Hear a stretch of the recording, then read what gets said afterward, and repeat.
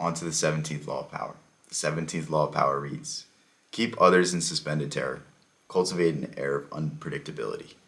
And this is something that, I mean, obviously it's not going to benefit you to be completely erratic, but one thing you can look to start doing is think, we as humans observe patterns. We as humans like to conceptualize things into set belief systems. And when we have known somebody for a while, we can basically guess how they're going to react based off of, the news, the things you say to them. Maybe you screwed them over. Maybe you did this. Maybe you did that. Like, we can more often than not guess what somebody is going to do, guess how they're going to react. And when you can throw a wrench at this, when you can, like, in some way do something different, this is going to benefit you so much. And what this brings to mind to me especially is when you train MMA, when you train consistently with the same people, like, they know your best moves. So they're always going to give you something, and then they're like, all right, I'm already defending this. Like, I have a really good triangle in jiu-jitsu, and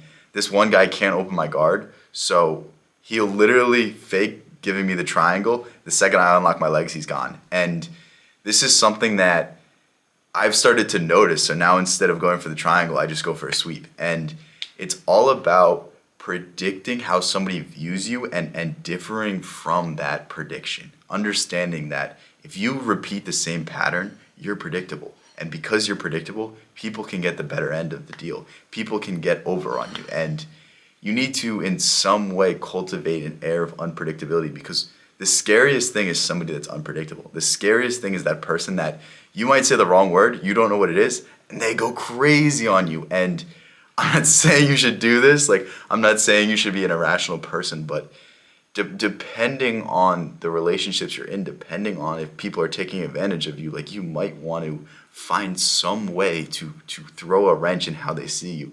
In some way, find a way to be unpredictable. In some way, like, let's say they screwed you over. Instead of getting angry at them, you could literally say, like, no, I see it from your side. It makes a lot of sense. Like, no hard feelings. And it doesn't even have to be true. Like, you could still hold resentment, but because you acted in that way, they're going to be like, wait, is this guy actually a sane person? Like, it's all about not being able to be understood. It's like that meme says, never let them know your next move. And if you can create an air of unpredictability, like, this is going to allow you to just not be underestimated. Because let's face it, like, we go through life, our friends, they view us as the same person they met in high school, and they're forever going to view you that way unless you throw them off a little bit. Like, the people I know in high school, they probably still think I'm a loser, but it's like, if I approach them and I shake their hand and I'm like, oh man, I haven't seen you in a while, like, I miss you. Like, even though they were an asshole to me in high school, like, they're like, man, did this guy actually do some growing up? And, like,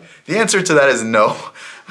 But at the same time, they don't have to know that. So start thinking of ways to be unpredictable. Start thinking of ways to, use an approach that you normally would never think of, and see the results, because I guarantee you can, in some way, get out on the better end of it. Like, I hate when people put me into a box. So this is something that, I might start doing. The next time my friend says something nice to me, I'll be like, you're a lot. No, I'm just kidding.